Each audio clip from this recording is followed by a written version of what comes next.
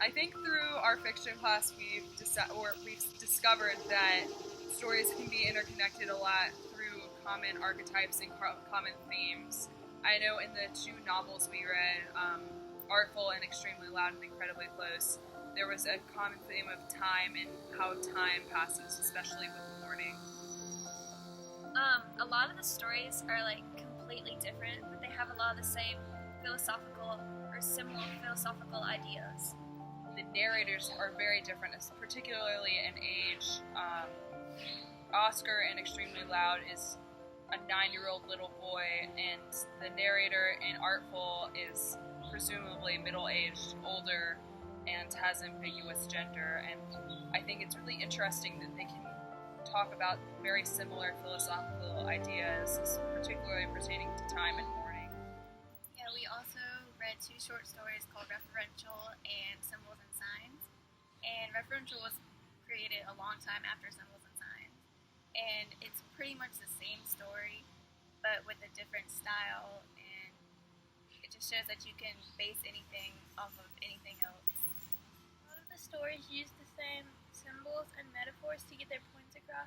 Both of the short stories and the two novels that we read talk about grief and time in similar ways, and I saw the reference to the symbol of a tree a lot because trees grow and can patch themselves up, and the human experience is very similar.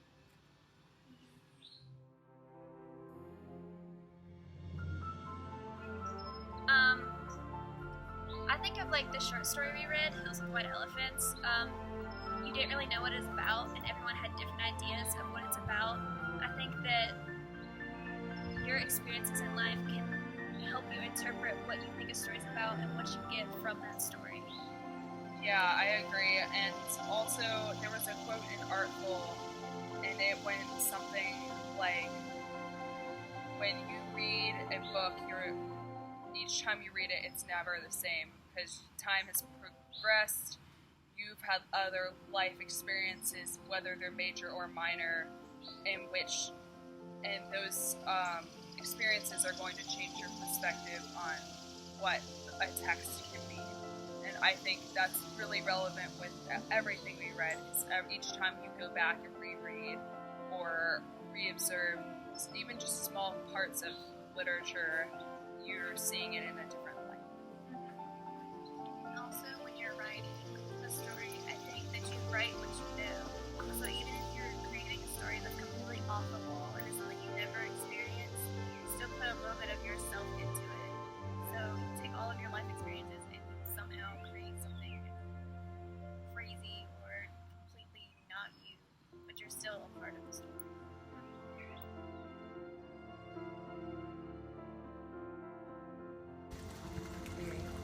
So one thing that we kind of discovered in Mary's class was that you don't have to know where you're going with the story. And to me, that really means that, like, I really kind of plan things out a lot when I write, and so it was really interesting to write a story and not know where it was going. And I found that a lot of times something even more beautiful than you'd thought can come out of something when you don't plan it out to the smallest detail. Then we also talked about how we have more words than we thought we did.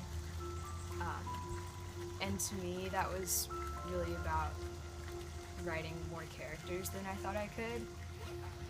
One thing that we talked a lot about in Mary's class was learning how to craft a story, and sometimes what happens with that is that she would give us a prompt, and what I found, I'd find myself completely lost and not sure what I wanted to do with the story, but I'd just start writing. And I think that's a very important piece that we all learned this summer, that you can start writing and it can turn into something beautiful, but you don't know until you start writing. And I'd often find that I started writing and the plot would go somewhere I wasn't expecting, or I would just figure it out as I went along. And I found out that I had so much more in me than I thought I did, which connects to having more words than I thought I did. I don't do a lot of I hadn't done a lot of creative writing before I came up here, and it just encouraged me a lot to see what I could do even in this somewhat short period of time. And I'm excited to keep writing now. This class has sort of inspired me to keep going on my own when I get back. And then the other thing that we talked about as a group was how emotions and metaphor are connected. And I think that was really highlighted when we did a comparison of two poems. One used similes and one used metaphor. And they were both love poems, but we talked about the strength of a metaphor because it is naming something as something else, not referring to something as something else or giving it the characteristics of something else, but calling it a very different thing in order to heighten what it is. And we talked about the emotional implications of that and how that really strengthened your word choice and how it gave a stronger sense of emotion and a stronger sense of, I guess, self to whatever you were comparing something as. Not your own self, but whatever that thing was. It gave it a much greater validity in your writing. And I think that was something that was really cool to kind of, a small thing, but something that we talked about and I discovered in my own writing. So yeah. One thing that we discussed is that we all have more words than we thought that we did, and I definitely found that that was true. Coming from like my life, it is my life, and so I don't feel like there's a big story there, or that I have any words that I could say that are actually valuable because you've heard all of them before. But coming here, I realized that I do have my own story, and if I don't have my own story, that I've certainly heard plenty of other people's stories that I can use in my rating, and that my opinions are valuable, and those are words that I have to say. And then, with not knowing where you're going in a story, that's definitely true for me. I never have any idea what's going to happen.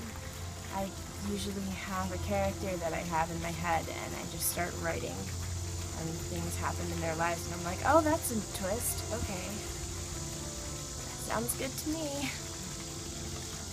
So in Mary's class, one of the primary things we talked about was it's okay to not know where you're going in a story, and I think it's very important that you let the writing come to you and you don't try to force it out, because then it becomes kind of like faux and fabricated, and then it lacks like genuine feeling. I don't know, but